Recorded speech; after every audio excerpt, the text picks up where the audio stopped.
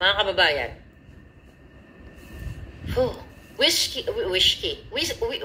ang pangmumog ni Lisa Ahas. Pag-usapan natin ang whiskey. Ito. Yeah, yan pa. Isa pa. Whiskey, nag-blind item wine. si Attorney Trixie Angeles. Actually, nawindang ako. Alam mo, Attorney Trixie, nakakaloka ka. Nakakaloka itong... Grabe pala itong si Lisa Ahas talaga. Si Attorney Trixie, tignan ko lang ngayon kanyang post. Trixie Luminos. Okay? Naloka talaga ako sa'yo, palangga. Bakit ako naloka sa'yo? Kasi nag-post siya ng bonggang-bongga. Okay, baka hindi nyo pa nabasa yung iba. Wine sa breakfast. Okay. Ano yun? Wala siya ito. Basta tequila yung sa dinner. Okay. Pangmumog ni Lisa is wine daw. Grabe ha? Marangyang ang buhay ng butod. Ito. Akala niya pera niya. Akala niya bahay niyang Malacanang. One day ago. Ayan sabi ni Attorney Trixie. Sobra ka ha? One day ago. Ayan sabi ni Attorney Trixie. Nakita nyo ba? Ba't ang labo? Ba't naka-blurred ba ako? Oh yeah. Sabi dito, sabi ni Attorney Trixie, wine for breakfast, whiskey for lunch, tequila and vodka for dinner. Grabe ha? Hula who? Hindi government official. Alam mo, nawindang ako. Kasi nung pinost mo yan, Attorney Trixie, kakasabi pa lang ng aking source. Pero bubuuin ko yung kwento. Kasi sa yung blind item. Yan yung sinasabi ni Attorney Trixie Angeles dyan, ay si Lisa Araneta Marcos, na ang kanyang pinangmumumog sa umaga ay wine. Okay? Grabe, oh. Pag-ising sa umaga ng puki ng baka ng jutang generous na jutang na yan. Billion. Buwaka ng ina. Kulang pa ang bilyong mura sa'yo, Lisa. Kahit buhay mo, kulang sa kabayaran, sa pambababoy mo sa Pilipinong hinayupak ka. Kahit buong buhay ng pamilya mo, sa lahat ng angkan mo, kulang ang buhay niyong ibayad sa kahayupan na ginagawa niyo sa Pilipino. Sabi dito, wine for breakfast, di ba? Okay. Ang chika boom boom niyan, mga kababayan, Attorney Trixie, baka alam mo na rin ang kwento, o baka I'll tell you the story, mga palangga. Kahapon, before yan pinost ni Attorney Trixie, okay, may tumawag sa akin na mga alta na nandoon mismo sa parting yan. Wow. Okay, sa party nung kung saan sinabi yung ano na yan. Sinabi yung issue na yan tungkol sa alak. Well, alam naman ninyo, di ba? Alam ninyo mga palangga na si Lisa Ahas ay talagang, na talagang suga pa sa alak. Lingid sa inyong kaalaman, mga kababayan, nung time na nanalo na si Kuting Jr., ay may inatasan si Lisa Smugs. Babanggitin ko na yung pangalan. Hindi natin siya palalagpasin. Kasi na-meet ko ito. Joji. Si Joji na Ilonggo na bakling. Okay, Joji pasensya ka na. Pero, nandyan ka sa kipay ni Lisa. I'm not gonna say, hindi kita mumurahin. Okay? Mabait ka sa akin nung nagkita tayo. Ikaw, Joji, actually binlock niya na yata ako sa Instagram.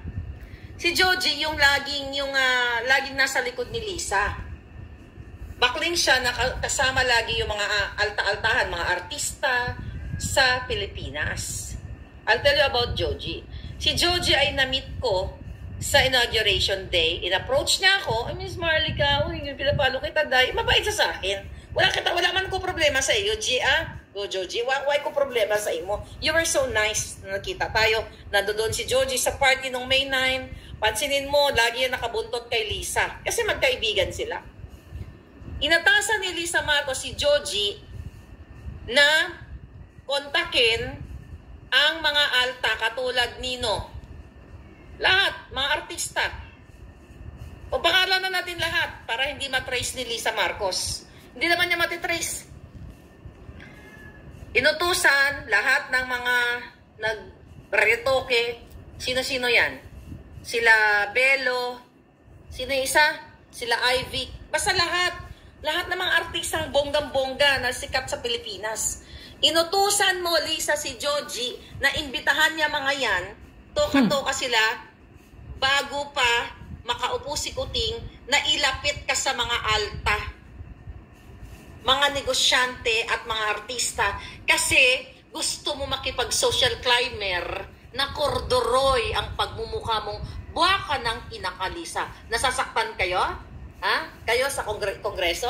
Ikaw Garin, ikaw Pimentel, ikaw Barbers, tangainan yung tatlo. Lahat kayo. Nasasaktan kayo para kay Lisa na binastos na sinasabi nyo, dapat mag-sorry si Attorney Glenchong dahil sabi ni Attorney Glenchong, sasampalin niya ng mag-asawang sampal o back-to-back. Nasasaktan kayo, pero mga hayop kayo, hindi kayo nasasaktan sa ginagawa ni Lisang pagnanakaw sa kaba ng bayan. Kaya nga. Hindi kayo nasasaktan sa pinapakalat na pulburon ni Lisa. Hindi kayo nasasaktan sa pag-extort, pagbabribe ni Lisa, ni Marcos Jr. Mga hinayupa kayo, mga taksil sa bayan. Natatakot ba ako sa inyo? Ha? Hindi. Kahit patungan nyo pa ng bilyon ng ulo ko, isang beses lang ako mabuhay sa mundong ito. Utangin nyo lahat. Kailangan mawala na kayo sa pwesto dahil binababoy nyo Pilipino.